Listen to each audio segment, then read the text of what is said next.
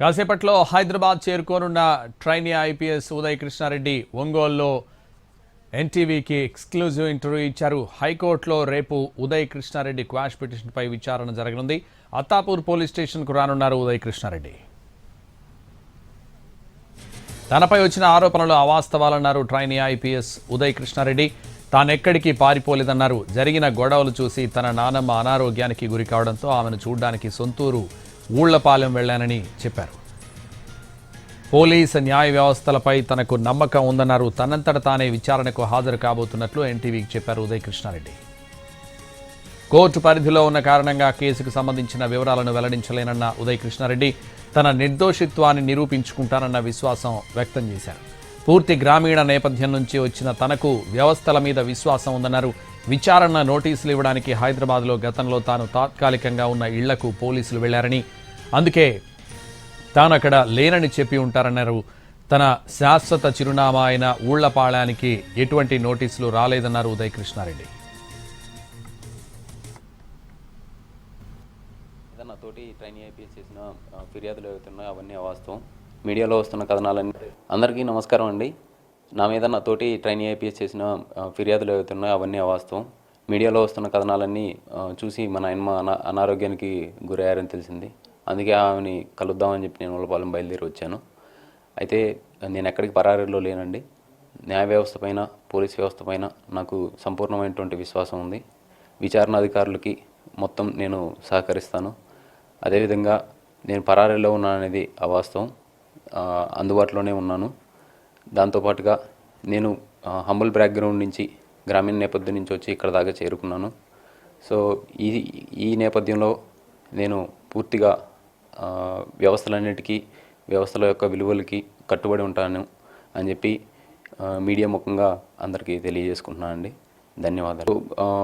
Issue court పరిధిలో ఉంది కాబట్టి నేనేమి కామెంట్ చేయదలుచుకోలేదు సార్. పోలీసులు కూడా నోటీసులు ఇవ్వడానికి 2 అడ్రస్లకి వెళ్ళటం అనేటువంటి జరిగిందని తెలిసింది. కానీ అవి నేను హైదరాబాద్లో టెంపరీగా ఉన్నటువంటి, గతంలో ఉన్నటువంటి అడ్రస్కి వారు వెళ్ళడం జరిగింది. కాసేపట్లో హైదరాబాద్ చేరుకోనున్నారు ట్రైనీ ఐపీఎస్ ఉదయ్ కృష్ణారెడ్డి. ఒంగోలులో ఎన్టీవీకి ఎక్స్క్లూజివ్ ఇంటర్వ్యూ ఇచ్చారు. హైకోర్టులో రేపు ఉదయ్ కృష్ణారెడ్డి క్వాష్ పిటిషన్పై విచారణ జరగనుంది. ఇదే విషయానికి సంబంధించి మరింత సమాచారం మా ప్రతినిధి రాధాకృష్ణ లైవ్లో అందిస్తారు. రాధాకృష్ణ.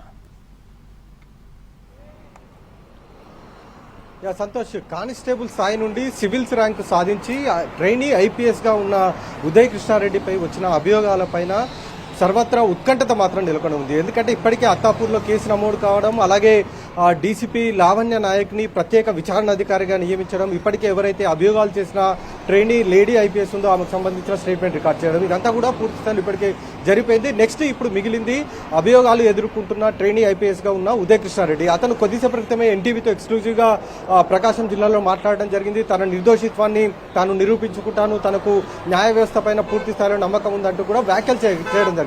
మరొక వైపు రేపు హైకోర్టులో క్వాష్ పిటిషన్కి సంబంధించిన విచారణ కూడా జరగబోతుంది. రేపు ఏం జరుగుతుంది? రేపు క్వాష్ పిటిషన్లో మరి ఉదయ్ కృష్ణారెడ్డికి సంబంధించి అనుకూలంగా వస్తుందా, లేకపోతే విచారణకు హాజరు కావాలంటూ చెప్తుందా అన్న దానికి సంబంధించి ఒకవైపు ఉత్కంఠత కొనసాగుతుంటే, మరొక వైపు ఇవాళ విచారణ అధికారి ముందు హాజరవుతానంటూ కూడా ప్రకాశం జిల్లా నుండి అయితే ఉదయ్ కృష్ణారెడ్డి బయలుదేరి రావడం జరుగుతుంది. మరికొద్ది సేపట్లో హైదరాబాద్కి అయితే వస్తున్నాడు. ఇప్పటికే సంబంధిత విచారణ అధికారి డీసీపీ లావణ్యకు కూడా సమాచారం కూడా ఉంది.